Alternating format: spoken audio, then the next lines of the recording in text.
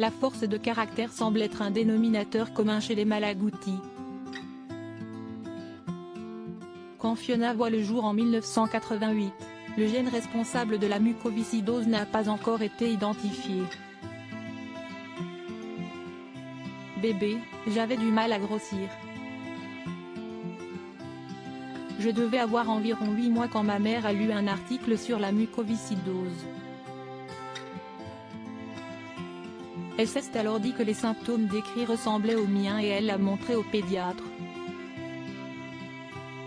Le diagnostic a été posé un mois plus tard, explique Fiona Malaguti qui raconte son histoire dans l'ouvrage À couper le souffle, une vie de sommet avec la muco, édition La Martinière. À l'époque, l'âge moyen de décès des malades atteints de mucoviscidose est de 7 ans, mais ses parents ne sombrent pas dans le désespoir, loin de là. Ils déménagent même pour que leur fille soit soignée à Lyon et qu'elle soit proche de la montagne. Fiona doit pourtant subir des séances quotidiennes de kinésithérapie respiratoire, mais elle a hérité du côté combatif de ses parents et ne se plaint jamais. Mes parents ne m'ont pas mise dans une bulle, je suis née avec la maladie et cela change tout. J'ai une enfance pas tout à fait normale, car il y avait la kiné et les aérosols, mais j'avais une atteinte assez légère, ce qui m'a permis de ne pas me sentir différente. Je me suis donné les moyens de pouvoir tout faire. La petite fille multiplie en effet les activités. Mes parents ne m'ont pas mise dans une bulle et m'ont proposé de faire du sport et de la musique. Ils ne m'ont pas empêché de tester plein de choses et de développer mon goût pour l'effort, ajoute la jeune femme qui a l'amour de la montagne chevillé au corps. En 2004, elle a 16 ans lors de la saison 4 de la Star Academy qui révèle le talent de Grégory Le Marchal. J'aimais beaucoup cette émission et j'ai été bluffée de découvrir un candidat avec la mucoviscidose. On le voyait tousser de temps en temps, mais pas faire des séances de kiné. En plus, il a gagné et a montré que la maladie n'était pas forcément un frein. Cela a mis inconsciemment une petite graine dans ma tête. Une petite graine qui va grandir et se développer, notamment lors d'un stage à Brisbane, en Australie, alors qu'elle est étudiante en pharmacie. J'avais appris à me faire ma kiné toute seule et je suis partie avec une valise de médicaments CIST lors de ce voyage que la jeune femme, désormais âgée de 32 ans, prend goût à la liberté.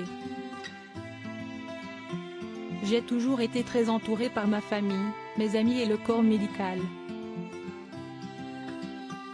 C'était le premier long voyage que je faisais vraiment toute seule pour aller dans un pays que je ne connaissais pas. Ces 3 mois m'ont transformée. J'ai réalisé que je pouvais me gérer toute seule. J'avais appris à me faire moi-même ma kiné et j'étais partie avec une valise complète de médicaments, explique Fiona. Le 4 septembre 2015, elle passe sa thèse de pharmacie. 3 ans plus tard, elle décide d'aller au bout de sa passion et de traverser l'Amérique du Sud avec son compagnon Nicolas.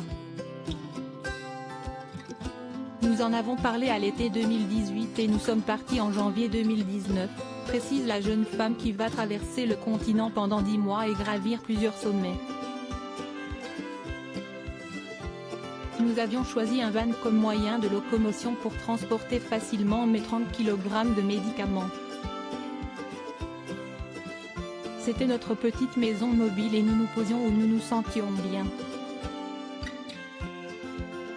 Nous avions une vraie sensation de liberté sans aucune contrainte de temps. L'idée était de partir avec d'autres personnes atteintes de mucoviscidose. L'ascension du Huayna Potosí, en Bolivie, les marque à jamais. Cette montagne culmine à plus de 6000 mètres d'altitude. En France, je n'étais jamais monté plus haut que l'aiguille du Midi à Chamonix, et encore, avec le téléphérique. C'était incroyable, raconte Fiona qui a créé l'association Muco Sans Frontières avec Nicolas avant de partir. De retour de son périple, le couple ne s'arrête pas en si bon chemin et décide de s'attaquer au mythique Mont Blanc. Cette fois, l'idée était de partir avec d'autres personnes atteintes de mucoviscidose qui avaient une bonne condition physique et qui aimaient et pratiquaient la montagne.